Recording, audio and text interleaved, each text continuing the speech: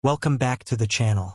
Today we have an absolute masterclass in family drama, and the ultimate success is the best revenge story. When parents play favorites to this extreme, you just know it's going to backfire spectacularly. Let's dive right into this insane Reddit saga. Can you even imagine being told by your own parents, straight to your face, that you're a failure? That you are fundamentally broken, not worth investing a single dime in, while they happily hand your younger brother a cool $135,000 for a luxury home? That's my story. And let me tell you, that cutting remark, that ultimate betrayal of my own flesh and blood, ignited a fire in my gut that changed absolutely everything. My name is Marcus. I'm 36 years old now, and I am a master builder, specializing in custom timber architecture and high-end metal restoration. When you look at my hands today, you see a map of scars, calluses, and ingrained grease that no amount of pumice stone will ever wash away. I wear those calluses like badges of honor, but to my parents, they were the mark of a peasant. Growing up in a fiercely affluent high-society suburb of Chicago, appearances weren't just everything. They were the only thing. Our house was a sprawling colonial estate, and my parents, Arthur and Beatrice, made sure it was a monument to their own supposed greatness. My father was a senior executive at an investment bank, a man who believed the world revolved around stock portfolios and credit scores. My mother was an elite art broker, spending her days curating galleries and judging everyone who didn't know the difference between Monet and Manet. They were the absolute picture of proper, wealthy suburban professionals, and they expected nothing less than perfection from their two sons.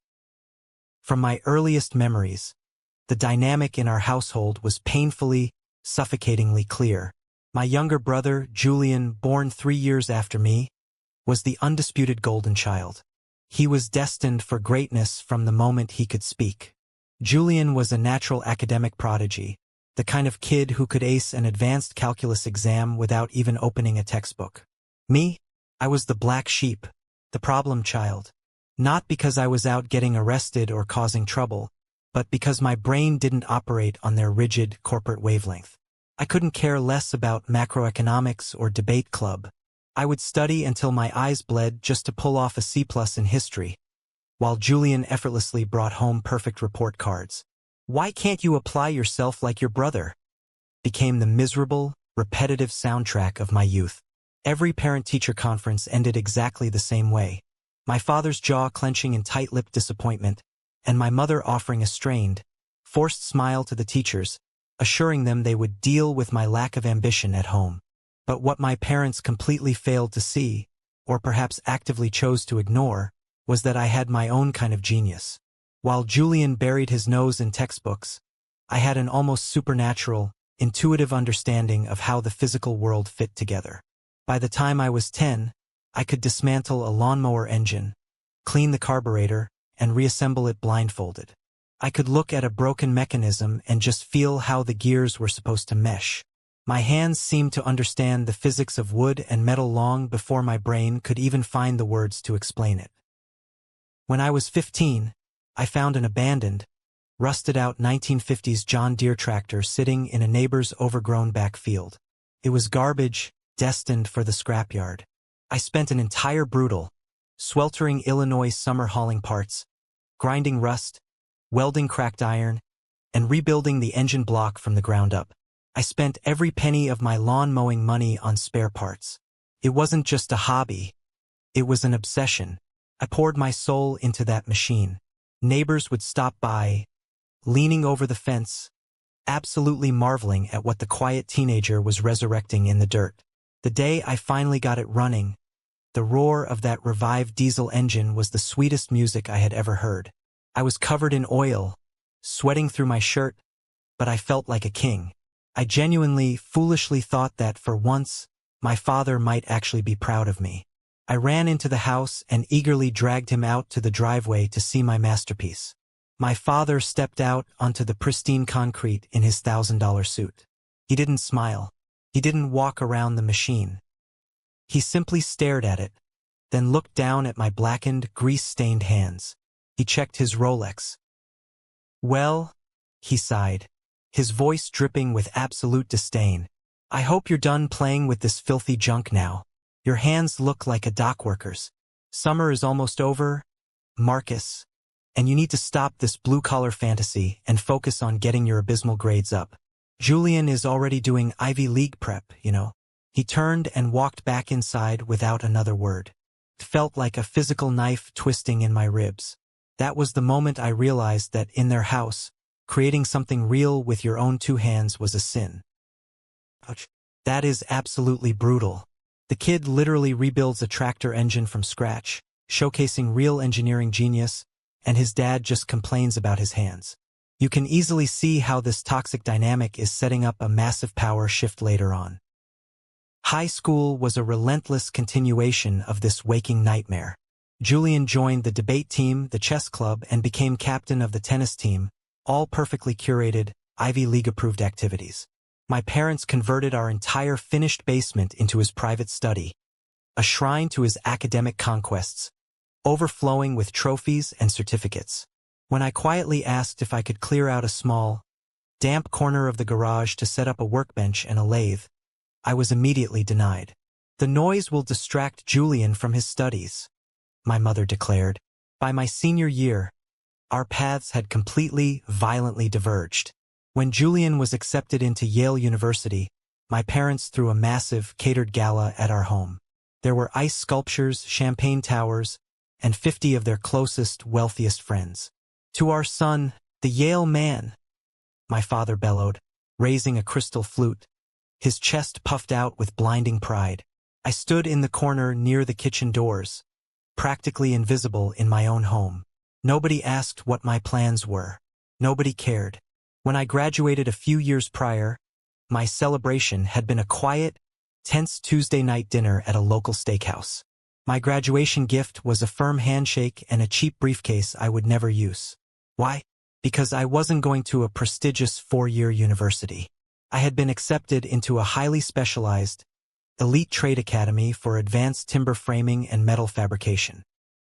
When I had announced my decision, you would have thought I told them I was joining a street gang. Trade school? My mother gasped, physically recoiling as if I had spat on her. But what about the state university? They accepted you. My father slammed his fist on the table. That is not a real degree, Marcus. You are deliberately lowering the standing of this family. You are settling for a life of mediocrity and sweat when you should be aiming higher. We did not raise our son to be a laborer. I tried to explain the massive demand for custom builders, the 6-figure earning potential, the satisfaction of the craft. None of it penetrated their armor of snobbery.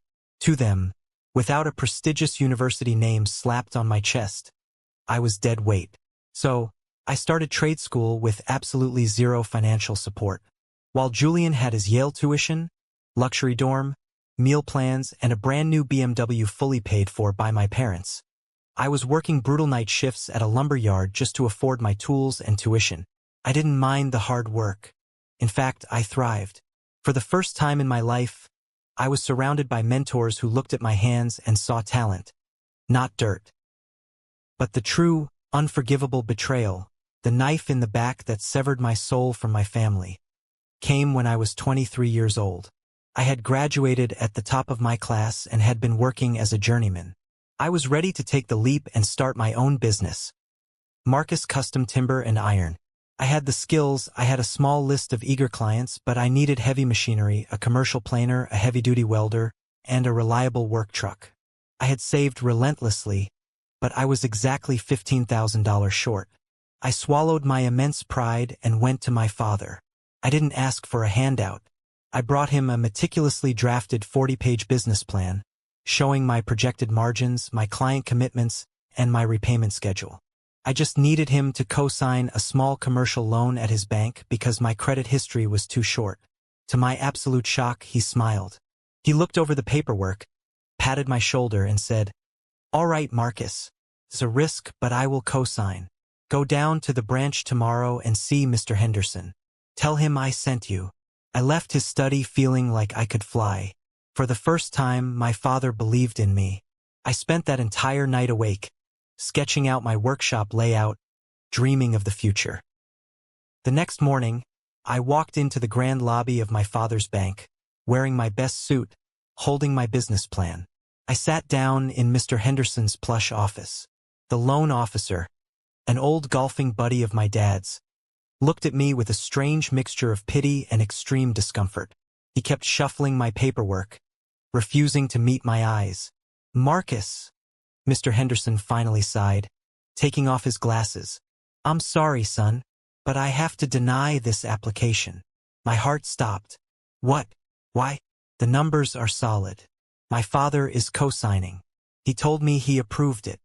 Mr. Henderson looked at the closed door of his office, then leaned in close, his voice dropping to a whisper. "Marcus, Arthur called me last night, from his private line." He paused, looking genuinely sick to his stomach. "He explicitly instructed me to deny your loan." The room started spinning. What? Why would he do that?"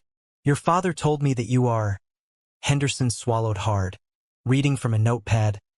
"Unreliable, prone to childish fantasies, and a guaranteed default risk.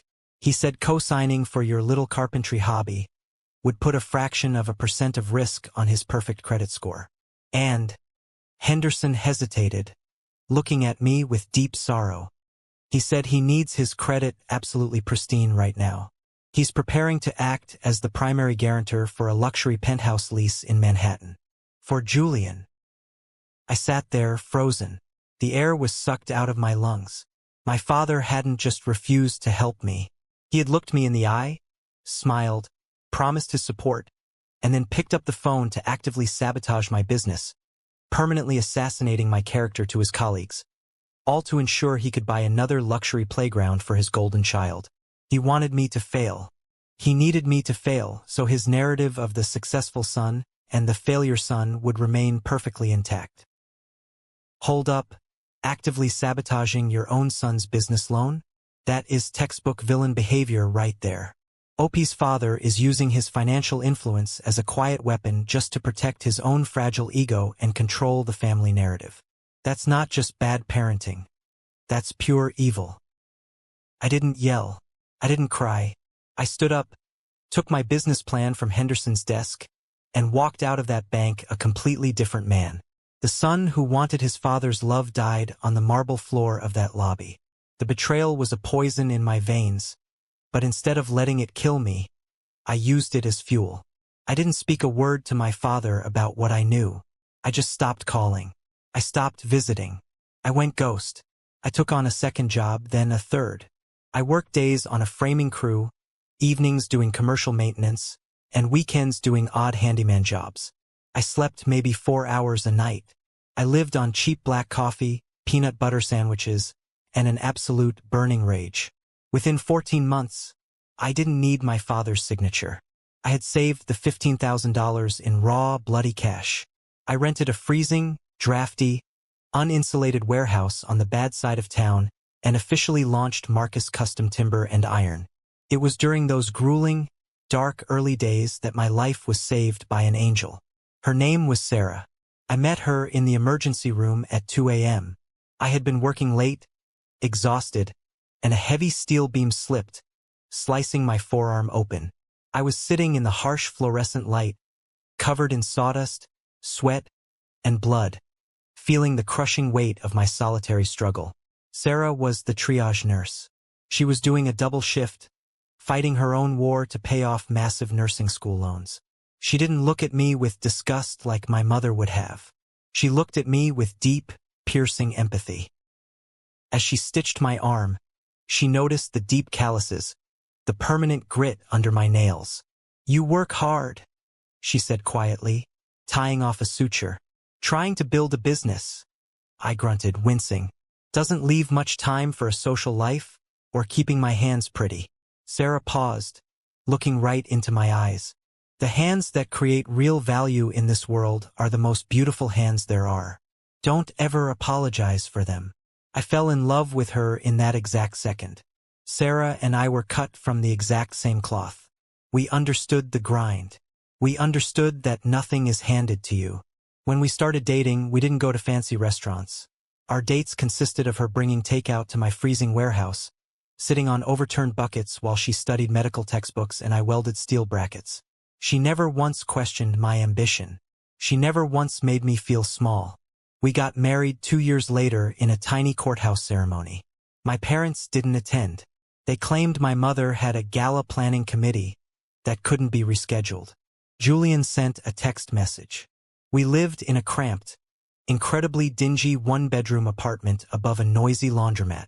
It was all we could afford, as every spare dollar went into buying better equipment for my shop and paying down her student loans. We were broke, but we were an unbreakable team. I invited my parents over once, shortly after we were married, hoping maybe, just maybe, seeing me as a married man running a legitimate business might soften them. My mother drove up in her Mercedes, parked on the street, locked her doors, and refused to get out of the car. "This neighborhood is far too dangerous, Marcus," she said through a cracked window when I walked out to greet her. "I'm not risking my safety. It's frankly embarrassing that you force your wife to live in this squalor." And she drove away. Meanwhile, Julian had graduated Yale and was instantly handed a high-level associate position at a predatory investment firm on Wall Street, a job secured entirely through my father's golf course networking. Julian's starting salary was astronomical. His life was a blur of bespoke suits, Michelin star dinners, and exclusive clubs. My parents talked about him like he was the second coming of Christ. Every phone call I endured with my mother was a relentless broadcast of Julian's greatness. While they celebrated his bonuses, I was fighting tooth and nail for every single contract. The early years of the business were a meat grinder. The stress of meeting payroll, finding clients, and handling the brutal physical labor took a massive toll. There were nights I lay awake on our lumpy mattress, my muscles screaming in agony, staring at the ceiling, wondering if my father had been right, wondering if I was destined to be a peasant grinding my bones to dust for pennies. But Sarah would roll over, wrap her arm around my chest, and whisper, "You are building an empire, Marcus. Block out the noise. Keep hammering." So I did. I started taking on wildly complex custom jobs that other contractors were too scared or unskilled to touch. Giant, sweeping curved staircases made of reclaimed barn wood. Intricate, hand-forged iron gates for wealthy estates. Slowly, agonizingly, my reputation began to spread. The wealthy clients of Chicago started whispering about a craftsman who didn't just build things, but created functional art. We were just starting to see a glimmer of real financial stability when the final, fatal blow from my family was struck. It was the week of Julian's 27th birthday, and he had just been promoted to a vice president position at his firm. My parents insisted on hosting a massive celebratory dinner at a ridiculously pretentious, ultra-exclusive country club in the city. Sarah didn't want to go. She despised the way they treated me, but I convinced her. I had just secured the opportunity to bid on a massive commercial restoration project in the city. If I won it, it would put my company on the map permanently. But to handle the upfront material costs, I needed a short-term cash injection of about $20,000. I had convinced myself, in a moment of utter foolishness, that maybe seeing Julian's massive success would put my father in a generous mood to finally, fairly, support his eldest son. We arrived at the country club in my beat-up Ford work truck, handing the keys to a valet who looked at it like it was a rolling garbage can. Inside, my parents had reserved a private dining room overlooking the golf course. Julian sat at the head of the table, looking pale and exhausted, but wearing a suit that cost more than my truck. For 2 excruciating hours, Sarah and I sat in total silence as my parents practically worshipped Julian. They discussed his portfolio, his stock options, his elite social circle. Not once did they ask how Sarah's nursing career was going. Not once did they ask if my business had survived the winter. Then, as the dessert plates were cleared, my father stood up, tapping his crystal wine glass with a silver spoon. He puffed his chest out, a grand smile plastered on his face. "Beatrice and I have an incredibly exciting announcement," Arthur beamed, placing a heavy hand on Julian's shoulder. "Julian, you have made us prouder than words can express. You have conquered Yale, and now you are conquering Wall Street. But a man of your immense stature needs a home base that reflects his power." My father reached into his tailored jacket and pulled out an envelope. "The real estate market in Manhattan is fierce, but your mother and I have liquidated some assets to ensure our golden boy gets what he deserves. Julian, we are transferring $135,000 into your account tomorrow. It is the down payment for that penthouse overlooking Central Park you've been eyeing. To your continued, undeniable success. The room erupted in applause from the few extended family members present. Julian looked at the envelope, smiled weakly, and muttered a thanks. I felt the blood drain from my face. $135,000. Handed over just like that, free and clear. A gift to a man who was already making hundreds of thousands a year. I looked at Sarah. Her jaw was clenched so tight I thought her teeth would shatter. She knew about my upcoming bid. She knew we were currently eating ramen noodles 3 nights a week to save capital. Before I could stop her, Sarah spoke up, her voice slicing through the celebratory chatter like a scalpel. "That is incredibly generous, Arthur," Sarah said, her tone dangerously calm. "Marcus's business is actually at a massive turning point right now. He's bidding on a historic city contract. A fraction of that amount, even a $20,000 short-term loan, fully repaid with interest, would allow him to secure the materials and double his company's revenue this year. Since you're investing in your son's futures tonight, are you planning to support Marcus's expansion?" The entire table went dead silent. You could have heard a pin drop on the thick carpet. My mother let out a sharp, theatrical gasp. "Sarah, how incredibly crass of you to bring up money at Julian's celebration." My father slowly lowered his wine glass. The jovial, proud mask vanished, replaced by a look of utter, glacial contempt. He stared at me, completely ignoring Sarah. "Support his expansion?" Arthur sneered, the words rolling off his tongue like poison. "Marcus is running a glorified carpentry shop. He works in the dirt. Julian is moving millions of dollars through the global economy. Marcus is building a legacy with his bare hands." Sarah shot back, her voice rising. "He works 18-hour days. He is a master of his craft. He is a laborer," Arthur shouted, slamming his fist on the table. The silverware jumped. "He chose an alternative, lower-class path. Why on earth would I take money from my legacy to fund a sinking ship? Why would we ever reward failure?" Failure.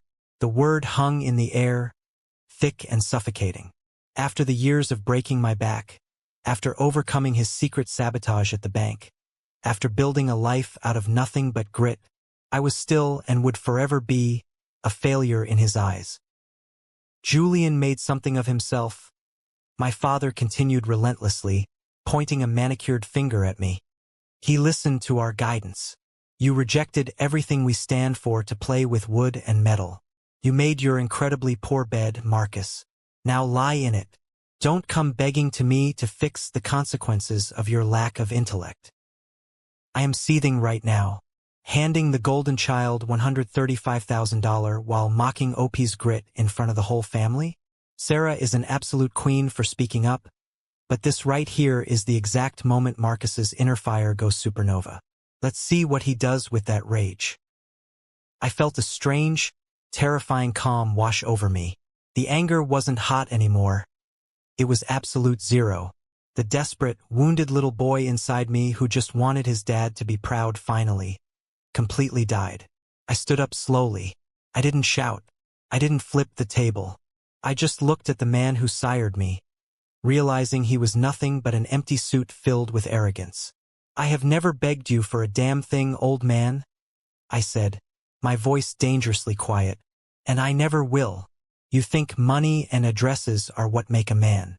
You're going to find out how wrong you are."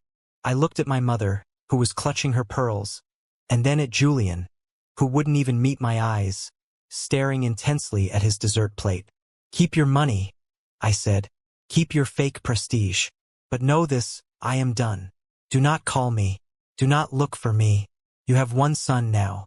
And I promise you, you will never, ever get the privilege of seeing what I am about to build." I grabbed Sarah's hand. We walked out of that private room, out of the country club, and out of their lives forever. Part 5. The Oath in the Night and Buying the Dead Land.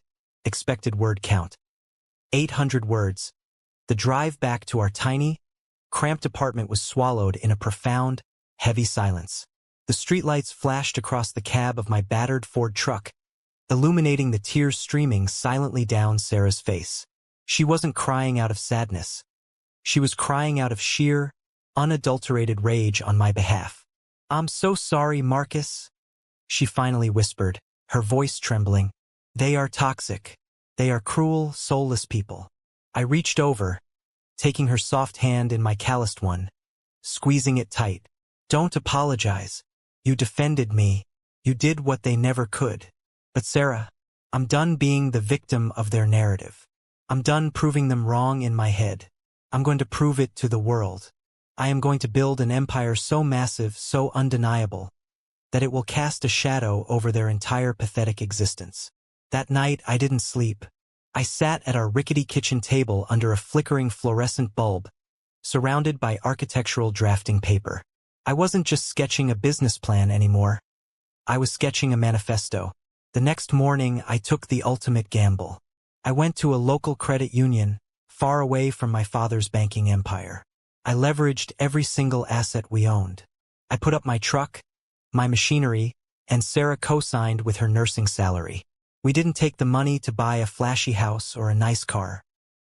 I bought a piece of land everyone else said was cursed. It was a 7-acre parcel of rugged, elevated terrain just outside the city limits. It was heavily forested, aggressively steep, and sat on a massive shelf of solid limestone bedrock.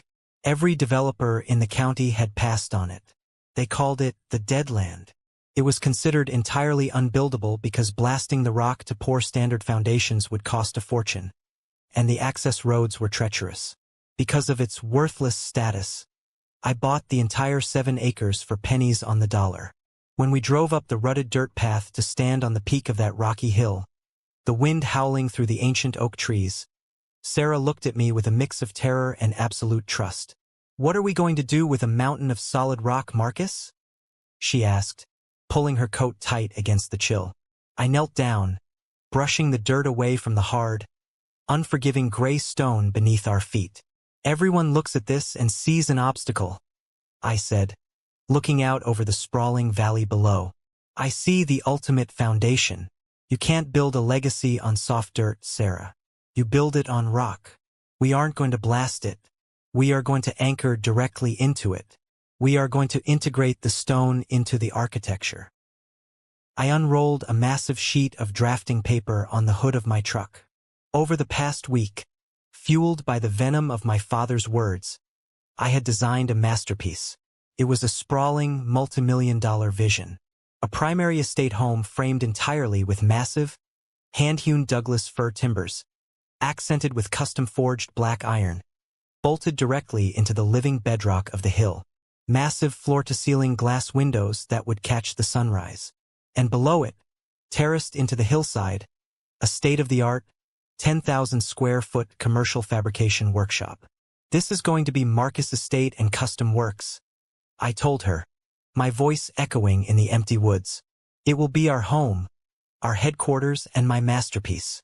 I am going to build every square inch of it with my own 2 hands and my own crew. It might take years. It might break my back. But when it is done, it will stand for a century." Sarah looked at the drawing, then looked at the fierce, unyielding fire in my eyes. She didn't blink. She just smiled. "Then let's get to work." The bridge was burned. My family was dead to me. There was no safety net, no rich father to bail me out, no $135,000 trust fund waiting in the wings. There was only the rock, the steel, the wood, and my 2 hands. My father had called me a laborer. He was about to find out what a laborer can do when he decides to build a kingdom. Goosebumps, guys. Literal goosebumps. Buying the dead land and anchoring a foundation straight into the bedrock is such an epic metaphor. OP's taking all their negativity and turning it into an unbreakable foundation. This is the ultimate quiet revenge. I absolutely love this. What do you think about it?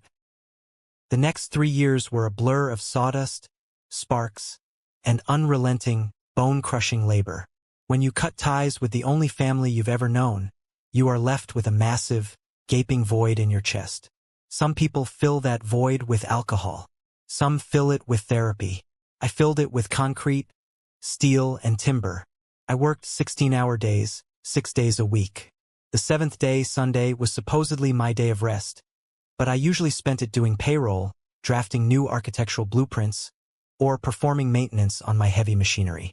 Sarah was my anchor through all of it. She took extra shifts at the hospital, her feet aching just as much as my hands, ensuring that our personal bills were paid so every single cent my company earned could be violently shoved back into the development of the dead land. Building on that massive shelf of limestone bedrock was exactly the nightmare the other developers had predicted, but it was a beautiful nightmare. We couldn't dig trenches for the foundation. Instead, I rented a massive diamond-tipped core drill. I spent an entire brutal Chicago winter up on that freezing, wind-whipped hill, drilling deep, perfect cylinders directly into the Earth's crust. We drove massive steel rebar pilings deep into the bedrock and poured high-strength epoxy resin down the shafts. The foundation of my home and my workshop wasn't just sitting on the Earth. It was literally stitched into the geology of the planet. No storm, no earthquake, and certainly no bitter words from an arrogant father could ever move it. As the steel skeleton of the commercial fabrication workshop began to rise against the skyline, something incredible happened. The older, grizzled veterans of the Chicago construction scene, men who had been swinging hammers since before I was born, started to take notice. They saw a young guy taking on an impossible piece of land with nothing but sheer will. One Saturday morning, a 60-year-old master welder named Hank, a guy who usually charged $100 an hour, pulled his truck up my muddy driveway. He stepped out, looked at the massive steel trusses I was trying to rig single-handedly, and shook his head. "You're gonna kill yourself doing that alone, kid," he grunted, pulling his welding helmet out of the cab. He didn't ask for a dime. He just started working. The next weekend, 2 retired master carpenters showed up, then an electrician. They worked for beer, barbecue, and the pure, unadulterated joy of being part of a project that was built on craftsmanship rather than cheap corporate shortcuts. They became the fathers I never had. With their help, the business exploded. We finally finished the 10,000-square-foot commercial fabrication shop at the bottom of the hill. It was a cathedral of industry, equipped with overhead cranes, CNC plasma cutters, and massive timber milling bays. Because I now had the facility to handle monolithic, complex builds entirely in-house, Marcus Custom Timber and Iron began winning contracts that previously only went to massive corporate firms. We were building custom luxury ski lodges in Aspen, hand-forged gates for tech billionaires, and restoring historic cathedrals downtown. The money started flowing in. Not just survival money, but real, staggering wealth. And at the very top of the limestone hill rising above the trees was our home, the estate. It was a 6,000-square-foot architectural masterpiece. I hand-selected every single massive Douglas fir timber that made up the exposed frame. I forged the iron railings on the sweeping staircase myself, hammering the glowing steel late into the night. The floors were reclaimed wide-plank walnut, and the massive, floor-to-ceiling windows offered a panoramic view of the valley that was absolutely breathtaking. It was a multi-million-dollar property, fully owned, built on blood and defiance, and my parents had absolutely no idea it even existed. To them, I was still the failure starving in a dirty warehouse. The silence from my past was finally broken on a rainy Tuesday afternoon in early October. I was in the main shop, reviewing the quarterly financials, when my cell phone buzzed. It was an unknown New York number. I almost let it go to voicemail, but something made me answer. "Hello, Marcus? Is that you?" The voice was shaky, hollow, and thick with exhaustion. Took me a full 3 seconds to recognize it. It was Julian. We hadn't spoken a single word since that catastrophic dinner 3 years ago. "Julian," I said, my voice completely neutral, leaning back in my leather office chair. "To what do I owe the pleasure?" "Marcus, I'm in Chicago. I had a meeting with a client out in the suburbs, and I got totally turned around on the back roads because of a detour. I'm sitting in my rental car on the side of Route 119. I'm looking at a pair of massive custom iron gates. The stone pillar has a bronze plaque that says, Marcus Estate and Custom Works. His voice trembled, escalating into a high-pitched panic. Marcus, please tell me this is a coincidence. Please tell me you didn't build this. I stood up, walking over to the massive window of my office that overlooked the winding driveway. Far down at the bottom of the hill, parked just outside my front gates, I could see a black luxury sedan sitting in the rain. Press the intercom button on the keypad, Julian, I said calmly. I'll buzz you in. Drive up the hill. 5 minutes later, Julian's car pulled into the sweeping circular driveway of the main house. I walked out onto the covered timber porch to meet him. When he stepped out of the car, I was genuinely shocked. This wasn't the arrogant, glowing golden child from the country club. Julian looked like a ghost. He was 29 years old, but he looked 40. His hair was thinning, his skin was a sickly, pale gray, and his eyes were completely bloodshot with deep, bruised bags hanging underneath them. His $1,000 designer suit hung loosely on his frame, as if he had lost 20 pounds. He didn't say a word.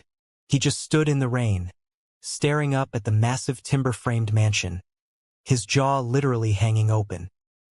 He looked at the perfectly manicured grounds, the towering stone chimneys, and then down at the sprawling, state-of-the-art industrial facility buzzing with activity below. You! Julian stammered, stepping up onto the porch, looking around like a man waking up on an alien planet. You built this. All of this. Me and my crew, I said, crossing my arms. Come inside. You look like you're about to pass out. I led him into the great room. The massive stone fireplace was crackling. Sarah was sitting on the leather sofa, holding our newborn son, Leo. When Julian saw her, and the beautiful, peaceful life we had created, his knees physically gave out. He collapsed into one of the armchair recliners and buried his face in his trembling hands. I don't understand, Julian whispered, his voice cracking. Mom and Dad. They told everyone you went bankrupt. They told the whole extended family that you were living in a trailer park, doing cash-in-hand handyman jobs just to feed your wife. They used you as a cautionary tale at every single family holiday. Of course they did, I replied, a cold, humorless smile touching my lips. It fits the narrative. If I'm a success, they're wrong. And Arthur and Beatrice can never be wrong. Julian looked up at me, tears streaming down his face, completely shattering the stoic, Wall Street facade he had worn his entire life. They ruined me, Marcus, he sobbed, the dam finally breaking. That $135,000? It was a trap. That penthouse costs me $14,000 a month in maintenance, taxes, and mortgage. I'm making a fortune on paper, but I am drowning in debt trying to maintain the lifestyle they demand. I work 90 hours a week. I'm on 3 different anti-anxiety medications just to get out of bed. I don't sleep. I don't eat. My fiancée left me 6 months ago because she said I was a hollow shell of a human being. He looked around the room, gesturing wildly at the solid oak beams and the roaring fire. I have spent my entire life shuffling imaginary numbers on a glowing screen to make terrible, rich people even richer. I have never built a single thing. At the end of the day, I have nothing to show for my life except a panic disorder and a high credit limit. I'm a soulless money machine, Marcus. You're actually living. You won. Wow. This is the twist we've been waiting for. The golden child isn't a villain. He's a victim of the exact same toxic system. Julian's absolute breakdown here is heartbreaking, but it proves that their parents' definition of success was a complete illusion all along. Looking at my brother broken, weeping in my living room, I had a choice. For 3 years, I had held onto the fantasy of rubbing my success in his face. I had imagined the moment I would look down on him and laugh. But staring at the reality of Julian, a profoundly sick, manipulated, and deeply unhappy young man, the anger just evaporated. I realized he was just as much a victim of our parents' toxic narcissism as I was. They had just used different weapons to destroy him. They starved me of affection, but they had force-fed him poison disguised as love. I didn't gloat. I didn't remind him of the dinner at the country club. I walked over, sat on the coffee table in front of him, and put a heavy hand on his shoulder. "Take a breath, Julian," I said firmly, the voice of an older brother taking charge. "It's over." "What's over?" he asked, looking up with red, tear-streaked eyes. "The charade, the debt, the suffocating weight of their expectations." I looked back at Sarah, who gave me a gentle, affirming nod. She knew exactly what I was about to do. "You're good with numbers, right? Not the fake Wall Street derivatives, but real, hard numbers." Julian sniffled, wiping his face. "I was a top-tier financial analyst. I can read a balance sheet in my sleep." "Why?" "Because Marcus Custom Timber and Iron just secured 3 commercial contracts worth a combined total of $8 million, I told him. "My business is growing faster than I can physically manage.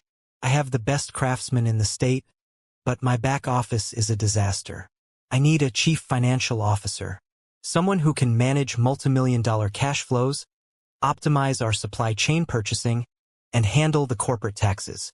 Julian stared at me, completely dumbfounded. You want to hire me?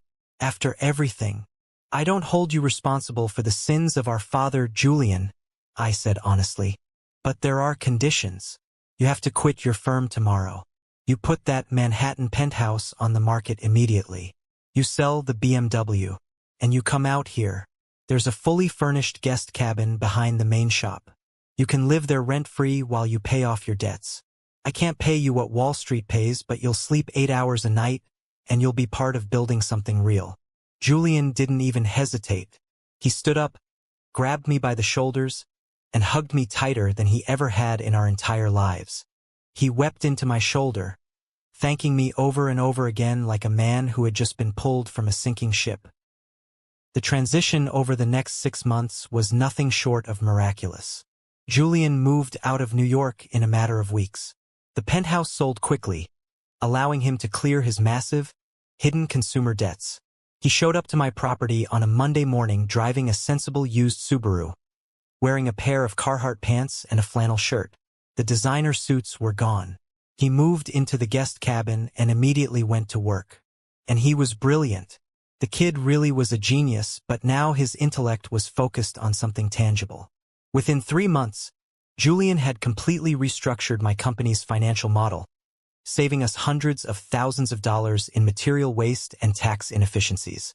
He negotiated incredible bulk rates with our steel and timber suppliers. More importantly, the haunted, sickly look completely vanished from his face. He started eating Sarah's home-cooked meals. He started working out in the mornings.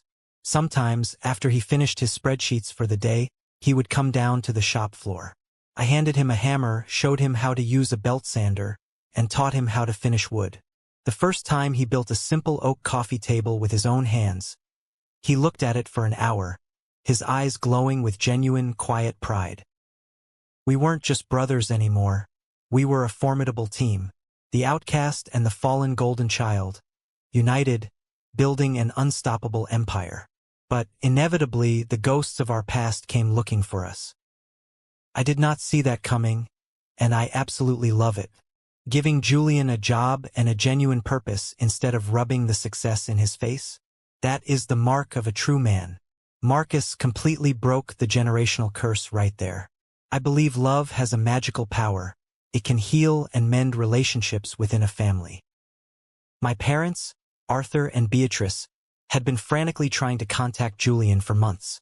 When he abruptly quit his prestigious Wall Street job and vanished from his penthouse, they went into a complete tailspin. They couldn't brag about him at the country club anymore. To them, Julian was having a temporary mental breakdown. He ignored their calls, blocked their numbers, and explicitly told extended family members not to reveal his location.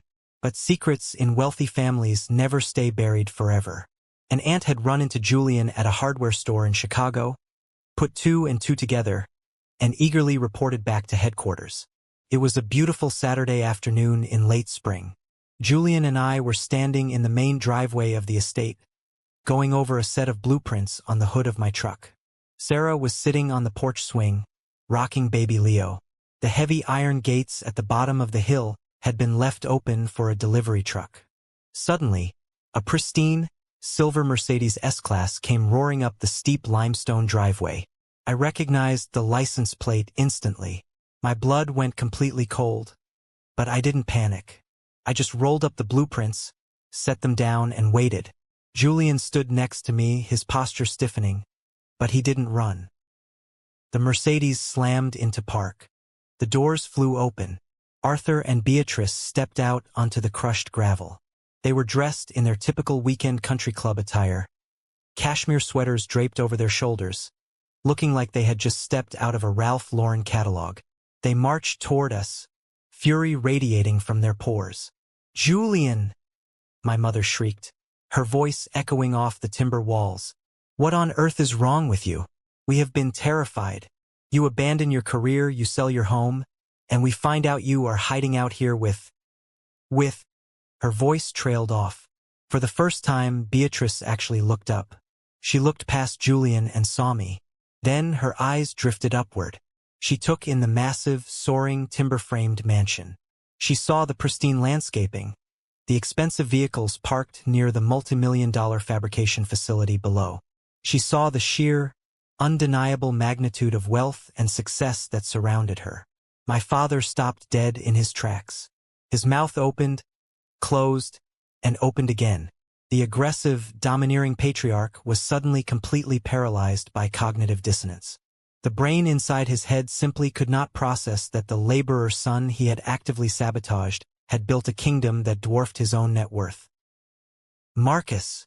Arthur finally choked out, his eyes darting frantically around the property. Whose property is this?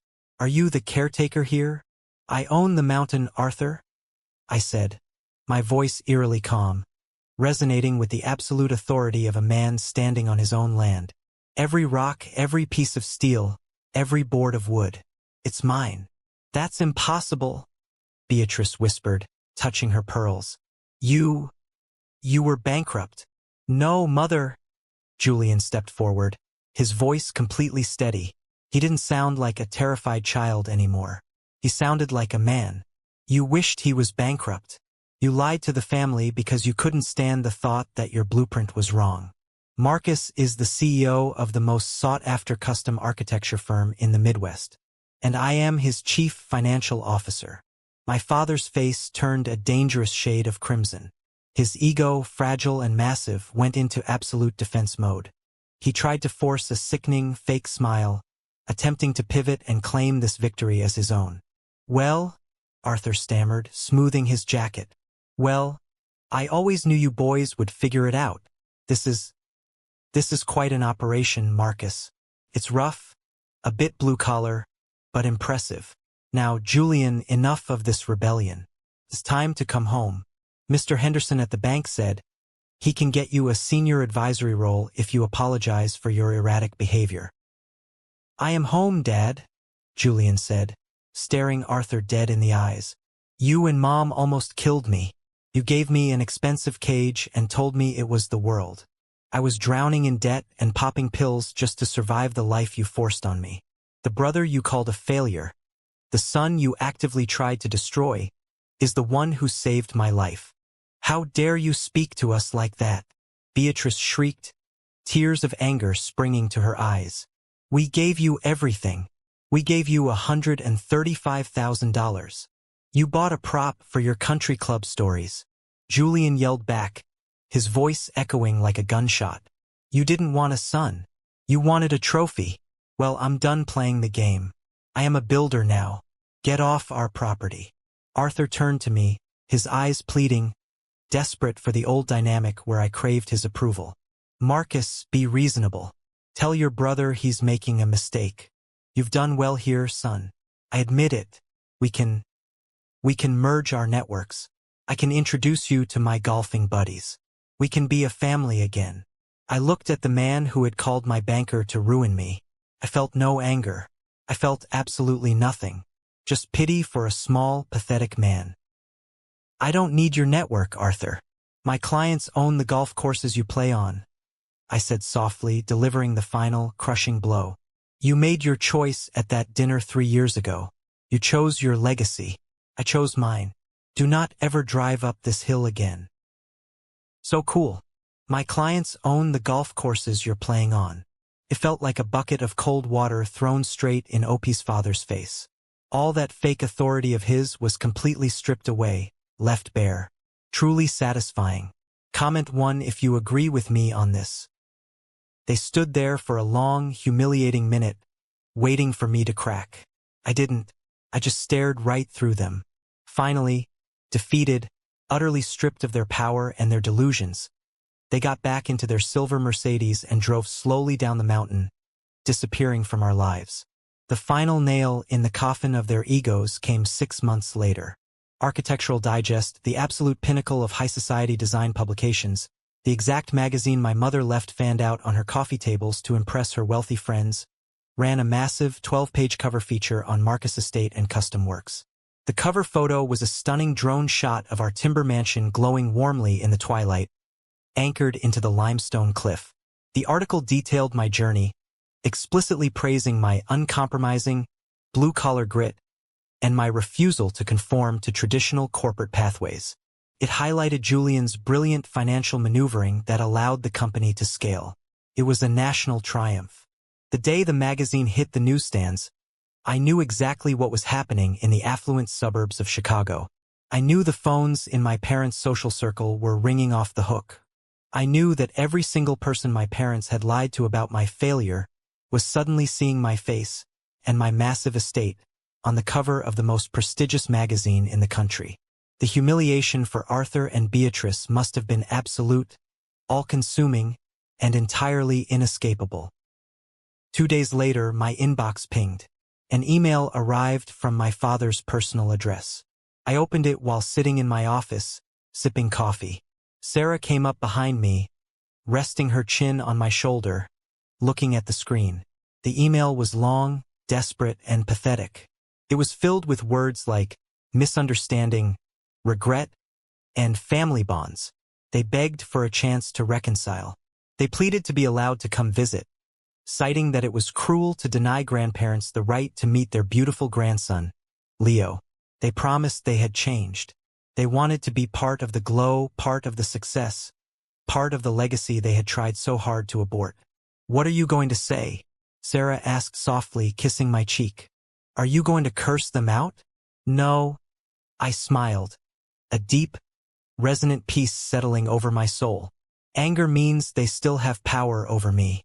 Silence and finality is the only language narcissists truly understand. I hit reply and typed a short, meticulously polite, but utterly devastating response. "Arthur and Beatrice, thank you for your email and your congratulations on the magazine feature. However, a reconciliation is not possible.